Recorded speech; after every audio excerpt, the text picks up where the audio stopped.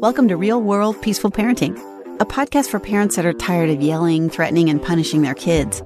Join mom and master certified parent coach Lisa Smith as she gives you actionable, step-by-step strategies that'll help you transform your household from chaos to cooperation. Let's dive in. Welcome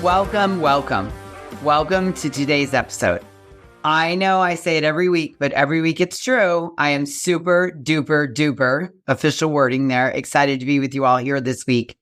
And this week, my excitement is double because we have a very special guest today.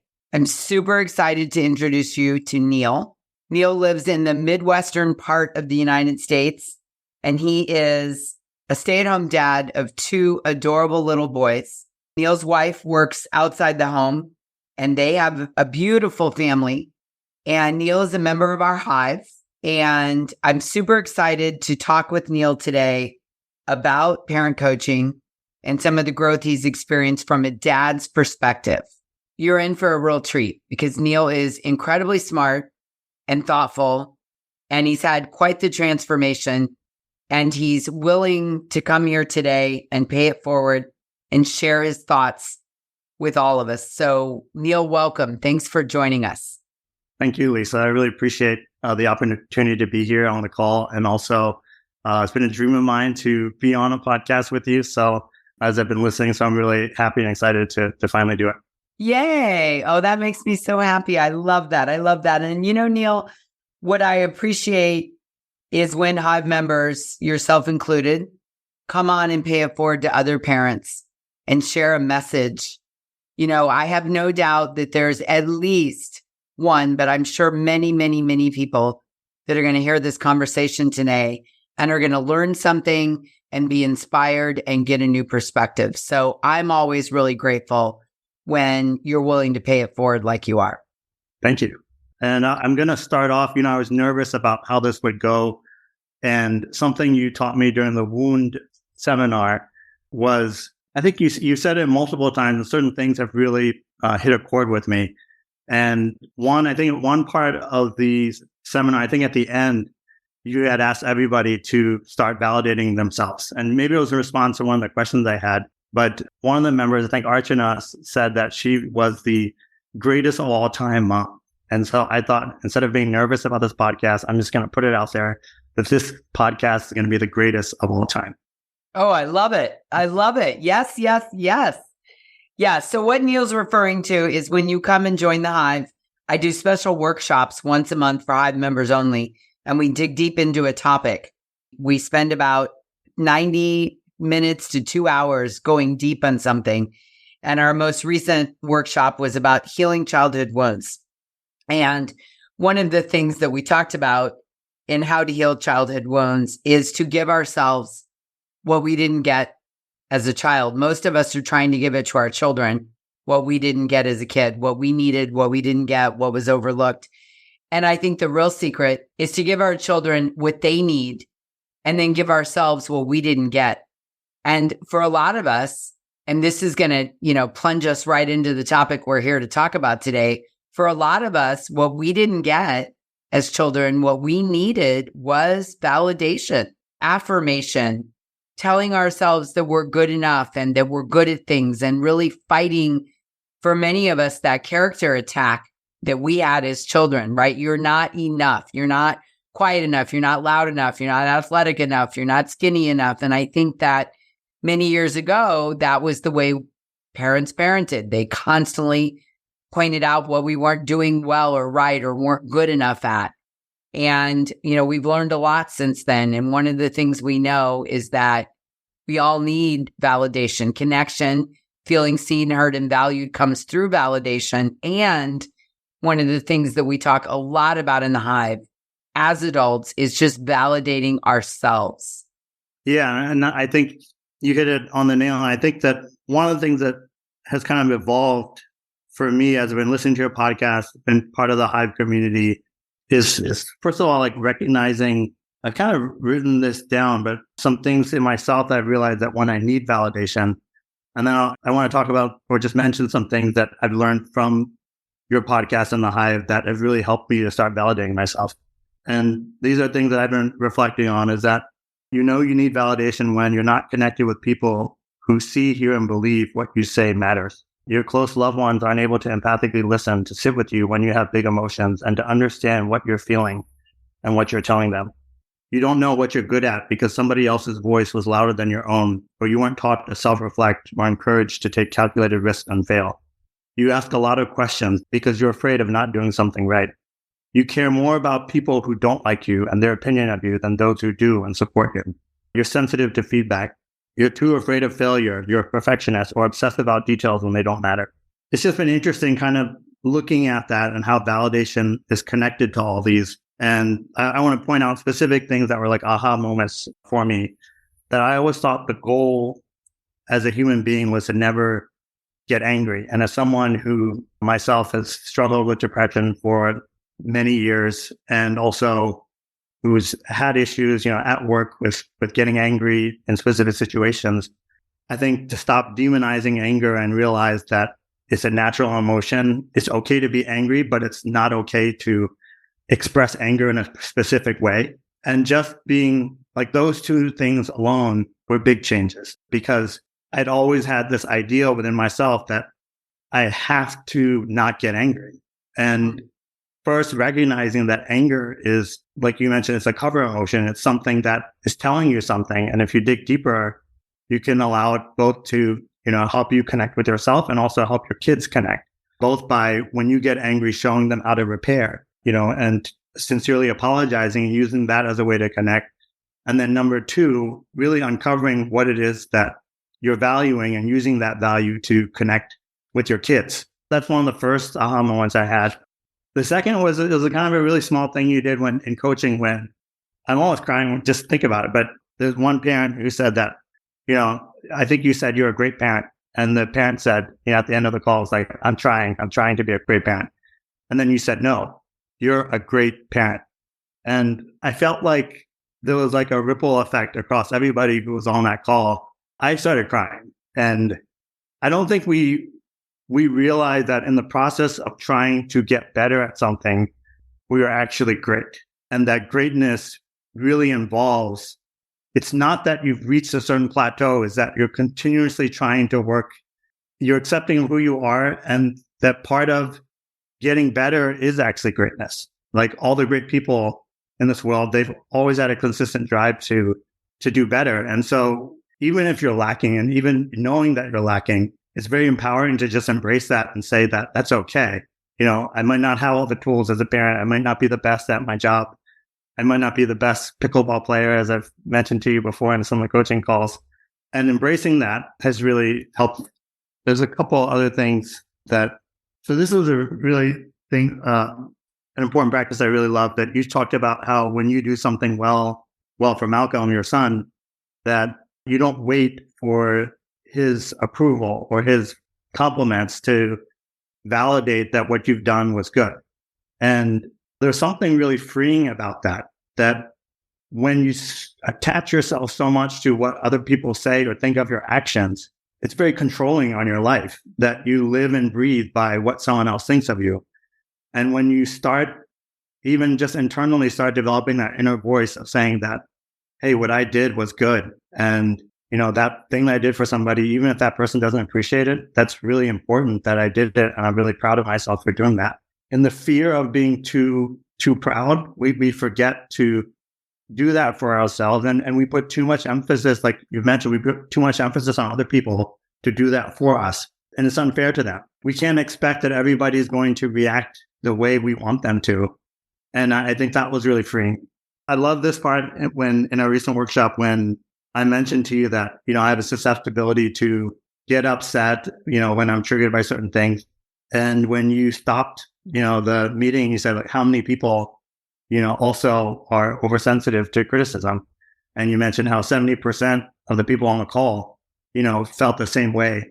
That was really big for me, that realizing I'm not alone. And then one of the other practices that you taught me was, I would say, life-changing, that I think for the first time when I got upset about something, using the feelings wheel to actually think through all the things that I'm experiencing right now, and how that made me feel has really helped me to validate myself and actually regulate myself rather than relying on a third party to talk about my feelings and tell them how I'm feeling. It actually gave me a tool that I could use myself to regulate myself. I love it. I love it. Okay. Thank you, Neil. That's very enlightening, heartfelt sharing. And I know lots of people want to know more about each of these areas. So I took some notes, and let's dig into a couple things here that I think the listener is going to want to know more about. So you mentioned someone else's voice was louder than yours, and you had to work on overcoming that. I think that is such an important skill. Many of us are recovering people pleasers, right? And so we're used to validating the other voice over ours. And especially if it's loud and negative, and especially if we grew up with a loud negative voice. And we're trying to break the cycle now with our children. So talk to us a little bit about the process that you've gone through where, someone else's loud voice isn't taking center stage and you're listening to your own voice now. Yeah. And it's a funny example, but, we've done several coaching sessions on this, but I was experiencing something where Lisa and I previously shared our joint love of pickleball. And for me, it's just something that's really enthusing, a really fun activity. And I realized that as I was starting to kind of get better, I wanted to play with a more advanced group of people. And that more advanced group of people, there are a couple of people in particular. One person who had completely snubbed me from playing the first time I wanted to play with the higher level group. And then another person who had really doubled down and said that, I really wasn't good enough, to play. And this isn't like a league. It's not like a private membership. This is just an open gym activity where people can come and play and have fun. And so I think the first thing was realizing that there was a wound of not being included that was kind of shrouding everything about this interaction. And it really kind of, when first recognizing that and being able to isolate that from what was really happening, helped me to kind of make the reaction less and to validate that, okay, this is something that I've experienced. This external situation has triggered that. But even just validating that I had this wound from the past and that's what's causing me to, overreact to the situation, that was really helpful. I think the second thing was feeling the feelings. I was at an at-home dad conference and we were in a mental health seminar. And even just saying that I was at an at-home dad conference is like an exercise in validation right there, because it's sometimes even just embracing that and being okay with that label has been a big thing. But what I'll say is that I was sharing about this experience and I hadn't cried so hard, with this other group of men about this situation than I had in almost many things in the last, decade or so. And I realized that this wound of not being included was a real big part of that. And so I think the thought work also, that there's a podcast of bonus content on thought work. We're just digging deeper into some of the thoughts that surround it. And one of the first questions that is really a validating question is that the thought that I had that I'm not good enough to play with these people, and then saying, but that's okay. And just saying that, taking a negative thought and saying that's okay, I think that right there is like a very freeing, for me at least, was a very freeing, validating thing. And then I think the last part was just, I shared this podcast. I know I'm referencing all this podcast, but that's how much I love everything I'm receiving. There's a podcast we have on effort-based praise versus results-based praise. Mm-hmm. And I realized in doing that, there's something extremely validating about that. And that is that when you are focused on results-based praise, whether you win or lose, whether you get the A, you are dependent on somebody else's reaction. So whether you're playing somebody else in a game, you still have to play that other person, like however good or bad that other team is. That is what goes into the result. But when you're praising effort, it doesn't matter what that other person does. What matters is that you're trying your best. And I noticed that when you start leaning into that, when you start leaning into just learning and not being so focused on failing or what other people think of you, something magical started to happen where those two people that I mentioned to you the one person who was, really harsh to me said the other day, "You're getting really good." And I said to myself, I don't really need that because I know myself. But something I wrote in my notes for just this call is that when you start validating yourself, people will start validating you. 100%. Let me say that again. When you start validating yourself, other people will start validating you. And that's confirmation bias at its best, right? When I start validating myself and I know I'm worthy, or I'm a good parent, or I'm doing the right thing, your brain will find evidence to validate I'm doing the right thing. That's the way the brain is hardwired. Yes, yes, yes. And the beauty is then when that person says you're getting better and you don't need that, it's nice to have, but it's not a need to have, then it can just land where it needs to land, right? It doesn't have all of this energy when you're dependent on it, when you've got this needy, graspy relationship of I need you to validate me. I'm validating myself. And if you want to add on, that's bonus, but I no longer need that validation. It really changes the energy between two human beings. Yeah. And you've coached me also something of another trigger about being late. And what's funny is that just accepting yourself and the things that cause you to be late, I no longer get triggered in those situations. Somebody actually told me the other day, "Hey, you're late." And I said, "I know. Like, I've had a bunch of things I had to do before I got here. And that is exactly right." And I was actually very comfortable with that rather than getting strung out about somebody saying something and that dysregulating me. Yeah, again, that's confirmation bias. You're late. I know, thank you. Versus you imagining that they're mad at you because you're late, right? These are the things we do is we make a story up about it. Oh my gosh, I'm late and they're not going to like me, or I'm late and they're mad at me, or I'm late and I'm a horrible person. And no, the facts are that I'm late. I said I would be here at 2:00 and it's 2:15. I was late for this podcast today. I needed a little moment to get something to drink. So I texted Neil and said, can we start 15 minutes later? And it's interesting because technically I was late. We were going to start at 2. We started at 2:15 my time. I didn't have a story about it other than I needed to move my legs around and grab some fresh air before we started recording because I've had a whole morning of coaching calls. And so let's talk about this for a moment. I think that, and I'm really interested in your perspective on this, Neil, because I think you've grown a lot in this area. Let's just take the example of being late. So often as humans and as parents, we build stories around things that our brain imagines, right? So again, back to the example, you're supposed to be somewhere at 2 and you get there at 2:15 and someone says you're late. Rarely is the other person saying you're late and I no longer like you, or you're late and I think you're a horrible person. They typically don't verbalize anything past you're late. And maybe they have a little tone or a little grumbling, but we build an entire narrative around it that often is just our own thoughts about ourselves that we're projecting onto them. Yeah. And to give the listener a little bit more context, so every time I'd come to a Zumba class, which somehow all these conflicts revolve around the gym, but every time I come to a Zumba class, there was a lady who would point to her wristwatch and show me or tell me I was late. And one time I even left the class. Like, I just couldn't handle it. And to give more context for those of you who are parents of small kids, geez, it's almost, I call it like a military excursion just to get the kids out of the house, just to be somewhere. And it's crazy how many things that you have to do in order to get kids there. And I was just telling myself, I'm never going to be on time. And this is something I've always struggled with. I continue to struggle with. And on top of everything I'm dealing with, this person has to remind me when I come here that I'm late. And that was just really dysregulating.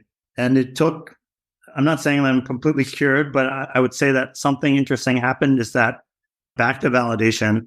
I think the other part of validation is being assertive, not aggressive or passive, but being assertive and letting somebody else know what they say, how it makes you feel. And so I actually approached that woman. I said, hey, I just want to let you know that when you tell me that I'm late, it doesn't really help me because I'm really trying to get here on time. It's something I've been really working on. And she said to me, I'm just teasing, right? And I said, yeah, I know. If someone was really trying to lose weight and they were at the gym and you keep telling them, hey, you're fat.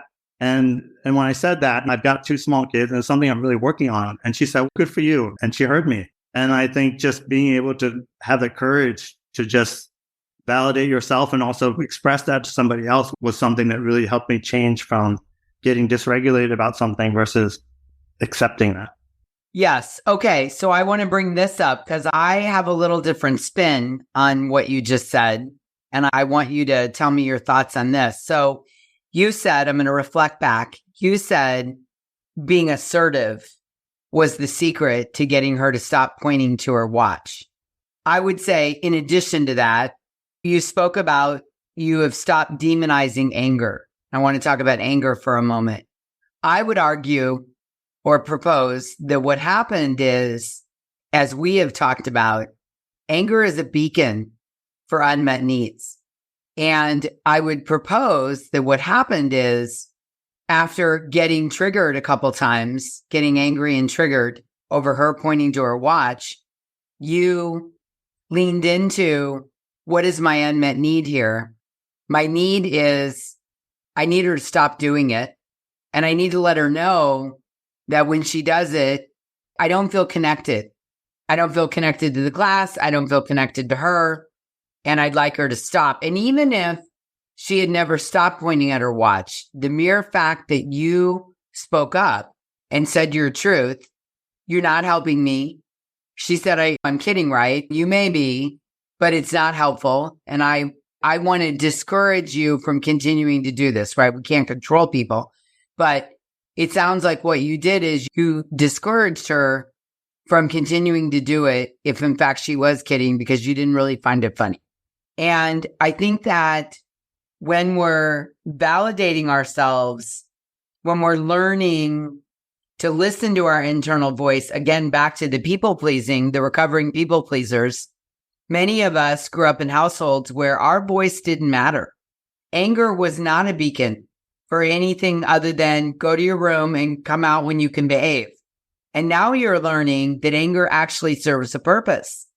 It teaches me something about myself if I'm willing to pause and listen and find out what my anger is trying to teach me. It doesn't mean the anger is going to go away. It doesn't mean people are always going to comply. None of that is as important as just understanding anger is a beacon for a need. And we talk about this a lot in the Hive. A parent will get very upset with a kid, a young kid, a middle-aged kid, a teenager, and it's always the first step. And I'm saying this to the listener. If you experience a lot of anger, is to take a step back and ask yourself, okay, what's really going on here? What do I need to do? Maybe in your example, and let me just ramble here for a second, but maybe in your example, Neil, what would have happened is someone in your situation might have said, I need to allow more time to get ready to go so I can be on time, right? And maybe someone else would have said, I don't. I'm comfortable being late. I need her to stop calling me out in the class and pointing to her watch that I'm late. But the point of this is, the thing I want the listener to hear is anger is always a beacon. So rather than running from it or shoving it down or avoiding it or just pushing it aside for the next time like a beach ball that we're holding underwater, I always want us to look at anger as, what is really going on here? What is it trying to point out to me? And number one, and number two, do I want to do anything about it? And if so, what? Yes, definitely. And I think one of the things that you really helped me to see with the thought work is that it's okay to, even though that thoughts are the foundation for our feelings, it's okay to have feelings of anger, of sadness, of despair, of feeling like something was unfair, even though there are other thoughts that if we hung on to them could, in our higher brain, help us to think and feel differently. It's perfectly fine to have thoughts that are irrational, but just to realize that those thoughts are what are the foundation for our feelings. And I think just validating that has really helped me to regulate, because just accepting even my own irrational thoughts and understanding that, okay, this is why I feel a certain way, rather than I shouldn't be sad. I'm going to Zumba. I should be able to just laugh it off and say, hey, yeah, I'm late. I'm always late. But just accepting that, no, this is really the thought that has caused me to feel angry. And that's okay. It's what's not okay is if I'm passive aggressive, if I'm cursing somebody out in order to express how upset I am. And even shutting it down or tolerating it, ignoring it every time, right? On the flip side, someone could say to themselves, I'm trying not to care. Who cares? She's just pointing at her watch, but it bothered you. We talked about it. And there's no judgment on whether it bothers someone or not. It bothered you. There was an unmet need there. And you felt like you advocated for yourself when you had a conversation with her. And because you were able to understand what you needed, I think, tell me where I'm wrong here, but when you went to have a conversation with her, you were not dysregulated. You were not overly aggressive. You were not passive aggressive. You were able to gather your thoughts and say, hey, why do you point to your watch every time? Oh, I'm kidding. I don't find it funny. I'd like you to stop. I'm doing the best I can to get here. I don't need you pointing it out to me, but you were able to do it in a very empowering, as Marshall Rosenberg would say, you had a nonviolent communication conversation with her that even if she continued to point at her watch afterwards, you were different because you calmly, rationally, and in an emotionally intelligent way spoke up for yourself. Yeah. And I want to underscore what you said there, because that was like angels shining, like sunlight coming down moment for me, because I was so used to being passive aggressive, to holding things inside and finally blowing up about my feelings, that I actually told my wife that was the first time I was able to assert myself, tell someone how I'm feeling without shouting and yelling or doing something passive aggressive. And that felt so amazing. I love it. And now you're in the midst of breaking a cycle. You're the generation that is going to break that cycle for your boys. And you're going to model for them showing up in that calm, regulated way, because you're using anger as a beacon, not as a weapon against other people. Ooh, that's good, isn't it? Definitely. Ooh. I want to say one other thing, that it did take me a couple of weeks to get to that point. I was really angry, and it's a process. It's not, you're just going to be able to slip into nonviolent communication, like all the things that it takes a lot of work to get to a point where you're actually calm and you can address something with somebody. And I think all the tools that you're talking about just have really helped to just be accepting of that process, using the tools to, I love what you said about emotion changes of emotion. It was the first time that I always thought either breathing or talking to somebody, and sometimes it's hit or miss. Sometimes you get a person who will reflect your feelings and what you're saying and thinking, and sometimes you don't. And sometimes I don't feel like writing things down, but it's really easy just to go outside and go for a walk. And some of these simple things can really get you from a dysregulated space to a regulated space where you can have nonviolent communication.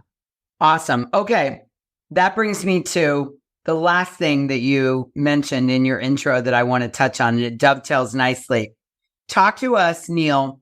You're uniquely qualified to share with the listener how stepping into the Hive has helped you feel not alone, come in community, be able to learn and share and rinse and repeat and really master these skills. As a human, as a dad, as someone who stays and is the primary caregiver of the boys, talk about what that experience has been like for you, Neil, because I think there are lots of people out there listening that are curious about joining a community like the Hive or the Hive, but they don't think they're going to find the acceptance, maybe because they're in so much pain with their thoughts, with their feelings, with their parenting. I want them to have a sense of what's possible through your eyes. Yeah, I think there's several things that I think would still address your question, but I think that one, I think you personally are very invested in wholehearted listening. I think having that experience with somebody who is not only listening to what you're saying, but how you're feeling is something that has been really helpful in getting parent coaching. That the fact that you're not trying to throw a generic instruction at each person's individual situation or problem, but that you're really listening to people. I think it's something that has helped me grow within the Hive and just feel like, I would say, connection. I think getting back to your point that when you're connected with your coach and also with other community members who are also feeling connected, it leads to transformation. Because when somebody actually sees and hears you and values what you say, I think it's really the part where you can start to work on things. And I would say in terms of, I'll say something a little bit revealing, and then I would say that a lot of times, I could be wrong, but I feel like oftentimes I might be the only guy on Hive calls, or I might be the only Indian American on these calls. And I would say something that even though sometimes it feels like I'm in a minority in that respect, I would say that because we're all committed to the shared goal of being better parents and breaking cycles for our kids within ourselves, that has just reinforced my own commitment and excitement to be part of the community. And so if you are feeling like, I don't know if I've done parent coaching before, I don't know if I'm fit for that, I don't know if I need it. It was a conversation I had with my wife, and I said, there's a lot of coaching you can do. There's pickleball coaching, there's coaching on time management. But I was talking to my wife, how cool would it be to get coaching on such a dramatic, relevant, impactful topic on parenting? Something that leaves an imprint on my kids and that they'll carry with them for their whole lives. And I think that in particular, and the surprise for me, which is really the surprise, is that you join thinking that you're getting coaching to be a better parent to your kids. But I found, particularly myself, that it's really been to become a better person. And because I myself have become a better person, I'm able to model to my kids what it feels to deal with big emotions, how to apologize and be confident of that and be okay with that, how to question those negative thoughts and be just myself even when it's uncomfortable. I love that. I love that. We do say in the Hive, a rising tide lifts all boats, and coming and getting coaching, which is transformational, is the tide that lifts all the boats in your life. And I think most Hive members would say, as we're working on, the subject is parenting, right? As we're talking about the relationship with our children and how we're raising them and how we're connecting with them, that then bleeds out in the best of ways into our relationship with our co-parent and or our partner, our boss, the neighbor whose dog barks all day, the pickleball people, the lady at Zumba, the sister-in-law, the mother-in-law, the friends. And it really is the rising tide that lifts all boats. And then as we develop these skills, whether it's, like you said, feeling big emotions, apologizing, repair and recovery, understanding anger as a beacon, giving ourselves validation, as we acquire these skills and improve them, then we model that for our children. And that's the magic, because kids don't do what we say, they do what we do. So Neil, as you're learning and growing in all these areas, you're modeling that for the boys, and they're a sponge. They're soaking in dad feeling his big feelings, dad apologizing, dad saying what he needs, dad staying calm, dad healing childhood wounds, dad understanding that his feelings come from his thoughts. You are teaching them that, not by lecturing them or punishing them or telling them what to do, but by modeling that. And that is the greatest gift we give our children, is when we model with an awareness. I am all about this because, listen, listener, whether you are consciously modeling or subconsciously modeling for your children, they are watching what you do and they are doing what you do, not what you say. And that is the thing that I am the most proud of, is that I get to work with people all around the world day in and day out and bring this awareness of working on ourselves so that we can model something better for our kids every day. definitely, wholeheartedly. And I think that aspect of accepting your child's feelings as they are and realizing that they're having a hard time versus they're not giving you a hard time, that's been really freeing. That just allowing them to feel their feelings.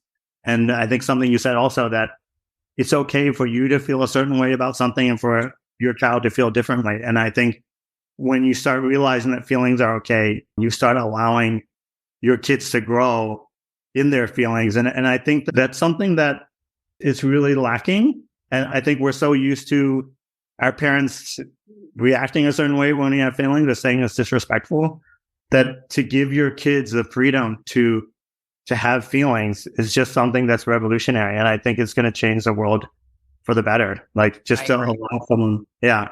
I agree. Yeah. Feelings are never in conflict.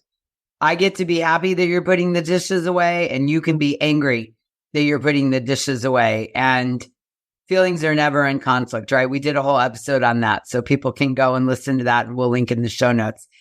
All right, Neil, I want to thank you from the bottom of my heart. I know every listener enjoyed our conversation today and got a lot out of your input, your sage advice, sharing your transformation. So thank you so much for paying it forward. Very generous of you. I'm grateful for your willingness to be here. And I got to tell you, I think it's the best podcast episode ever. I agree. Thank you, Lisa. My pleasure. I'm sure you're going to be back, no doubt. All right, everybody, listen. If you love that as much as I loved it, and you want to know more about coaching, you're interested in working with me and asking me questions and taking a dry run of the Hive or figuring out what it's all about, I want to personally invite you to sign up for a free coaching session that I'm having on Thursday, November 16th. It's happening over on Zoom at 9 a.m. Pacific, 10 Mountain, 11 Central, and 12 Eastern. That's 5 p.m. GMT. It's completely free. There's no obligation. Neil's going to be there. Some other Hive members are going to be there. Hannah and Viv and other people you've met over time. We're going to jump on Zoom, and you are more than welcome. In fact, it would be my honor if you would come and join us. You can ask me anything you want over on Zoom on Thursday, November 16th at 9 a.m. Pacific. You can ask me about you, your kids, something going on in your family. We're going to dig deep into anything that's going on. Sleepless nights, endless battles, overwhelming guilt, sibling fighting. How do I get my kids off of technology? How do I get my kids to stop fighting? What is this thing you talk about? Feelings are never in conflict. How do I get my kids to listen? Whatever you got going on, I'm going to meet you over on Zoom on Thursday, November 16th at 9 a.m. Pacific time. There's a link in the show notes where you can join us, sign up and join us. You'll get the Zoom link. Once you sign up, you can bring your friends. You can bring your family. Everybody's welcome. We have room for absolutely everybody to join us for this free parent coaching session on Thursday, November 16th. I can't wait to work with you and see you there. And until we meet again, I'm wishing you peaceful parenting. Thanks for listening to Real World Peaceful Parenting. If you want more info on how you can transform your parenting, visit thepeacefulparent.com. See you soon.